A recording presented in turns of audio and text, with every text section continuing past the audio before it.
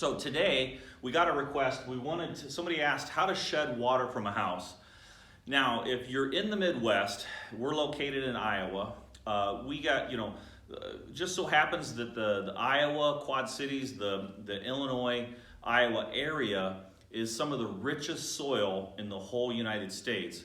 And the reason that is because it's directly related to the climate. We have a lot of rain that comes in. So I'm glad that somebody asked this. This is a topic that I know really, really well.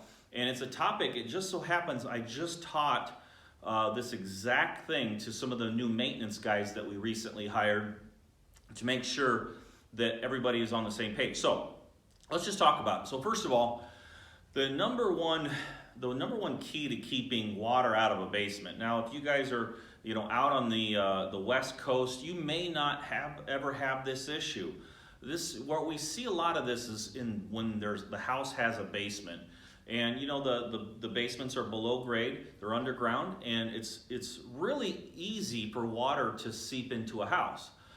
So if you're on the West Coast or somewhere where you don't get a lot of rain, you may never see this problem. But in the Midwest, we see this every time it rains really, really heavy.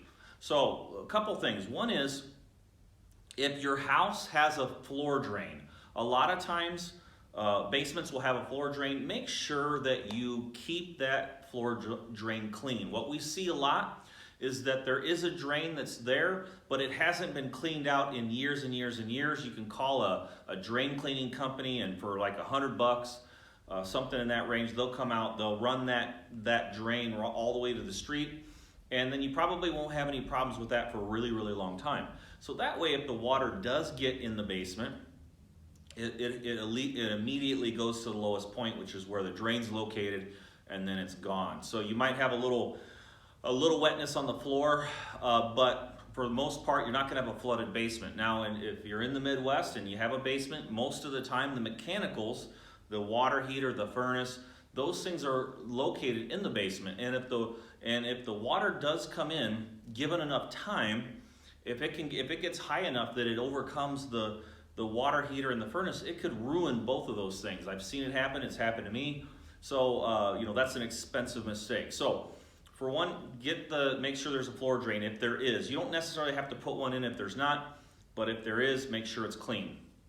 Secondly, if the water's coming in, a lot of times in the Midwest, in the basements, we have sump pumps. And sump pumps, basically, if there's no floor drain, the water comes in, it goes to the lowest point. That's where literally a water pump is located, and there's a pipe that comes up and out of the sump pump and shoots outside. There's a hose outside that shoots it away from the house, and that will also serve the same type of a purpose as a floor drain. Now, a floor drain's better in the sense that a sump pump, if you have a really heavy storm, let's say it's lightning, thunder, heavy winds, and the power were to go out, well, that sump pump is run off of electricity.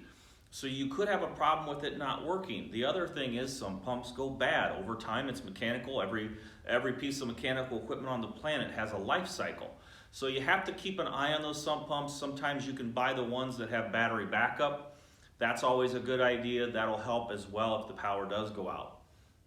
Now, let's just jump back. Let's try to keep the water from even coming into the house in the first place. So absolutely the simplest thing you can do is make sure that the gutters are not full.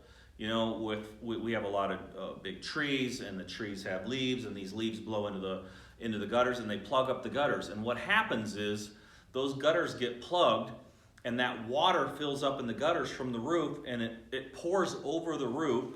And so if the gutter's located here, it pours under the roof, right over the gutter and down to the base of the house, and goes right into the basement. So super simple. Just make sure that you clean your gutters. You usually have to do it twice a year. We like to do it later in the fall or early winter after all the leaves come off the trees, and then in the spring as well. That is something we also require our tenants to do, and if our tenant's not capable of doing it, it's in the lease, we'll come out and do it for them, but we have to charge them back for that. I think we charge about $50 or $75. So really, really important. The next thing is, if your gutters are clean and you're still getting water to come in, What you want to do is make sure that the downspouts are on the gutters. You know, you've got gutters, and what ends up happening, usually they'll come back and they'll have downspouts. So this is the gutter here that's coming off the roof. The downspout shoots the water, there's an angle to it, shoots the water away from the house. Again, that will solve 90% of water problems coming into a house.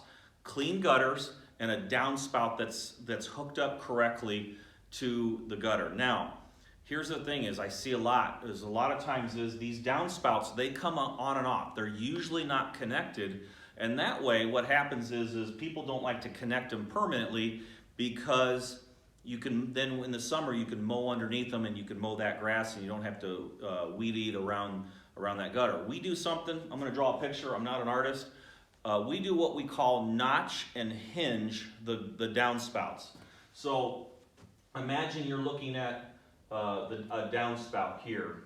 Okay, this is just, you're standing kind of on top of it looking down. What we do, this costs almost nothing to do. You can do a whole house in probably 5 or 10 minutes.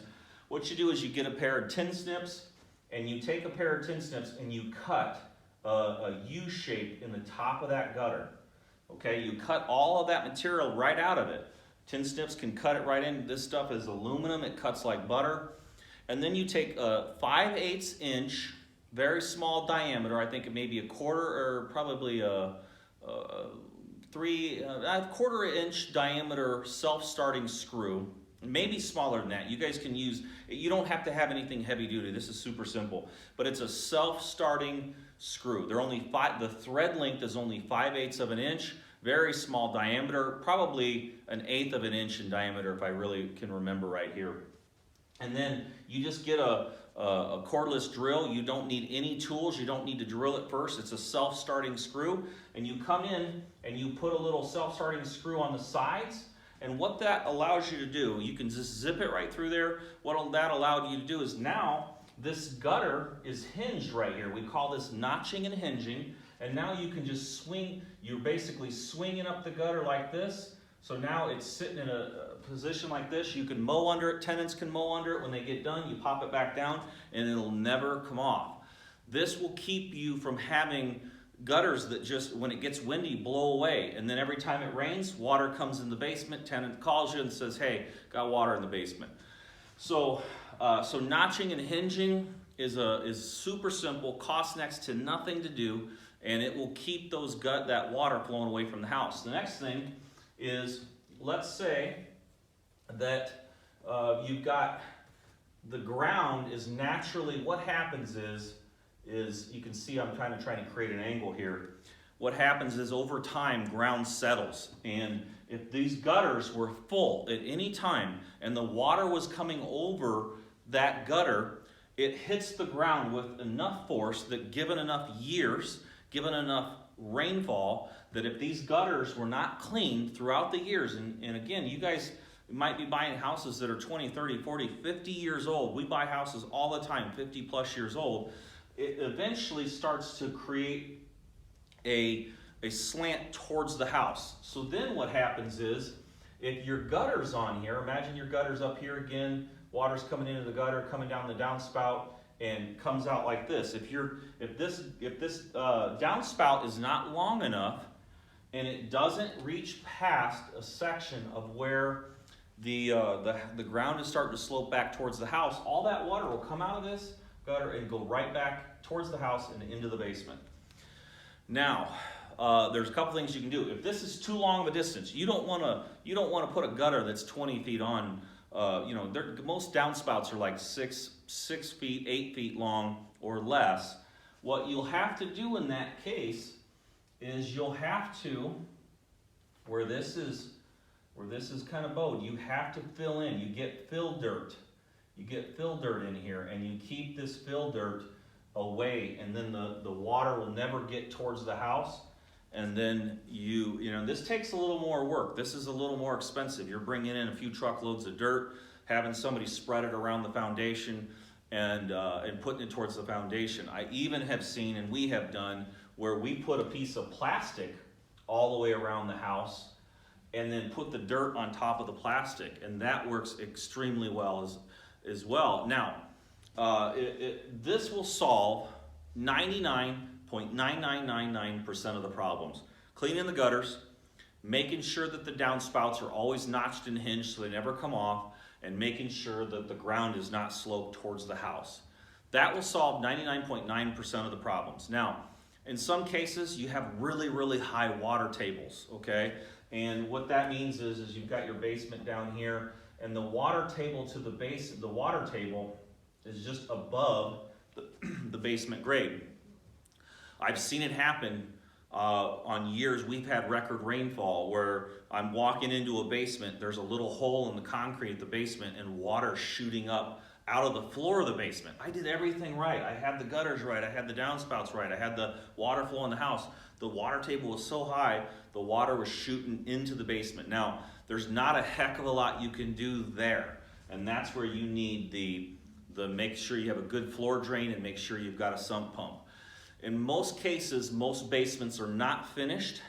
In the Midwest, I would say 90% of them are not finished, and the reason is because water sometimes in some way, you get enough rain, you get 5, 6, 7 inches of rain in the course of a couple hours, it's hard to keep water out. Water never gives up. It's always working 100%, 24 hours a day to try to get in that house. But these things will help you get through some of those types of issues. If you follow what I'm saying here, you'll have a lot less headaches. And one last thing I will mention that you can do. Now, this is the most expensive thing. We do it almost never because this solves 99.9% of the problems. Is the last thing you can do is you can literally drain what's called drain tile the basement, and where you're going into the basement and you're actually using a jackhammer, you're breaking up the concrete all the way around the whole perimeter of the basement, and you're putting a drain tile in there, and that drain tile leads over to the sump pump so that if water does come in somehow through a high water table or leaks into the house, it goes right into the drain tile, works its way over to the sump pump and shoots out. Again, that's $5,000 to $10,000 in most cases. We try not to do that. 99.9% of the stuff can be fixed with the super simple stuff that I just showed you.